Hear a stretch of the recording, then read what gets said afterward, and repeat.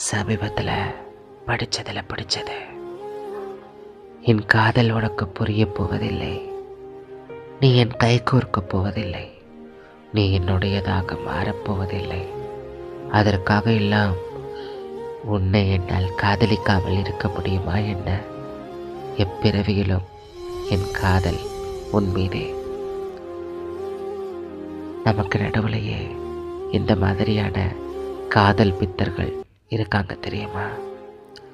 அவங்க காதலிக்கலைன்னு தெரிஞ்சா கூட தன்னுடைய புனிதமான காதலை மட்டும் தன்னுடைய காதல் சின்னமாக வச்சுக்கிட்ட அவங்க காதலை வாழ வச்சுக்கிட்டு இருப்பாங்க. என்ன பிரயோஜனம்? இருக்கை சேர்ந்தாதான ஓசை. ஒரு தலை காதலில் என்ன அப்படி ஒரு சுகம் சில மனிதர்களுக்கு?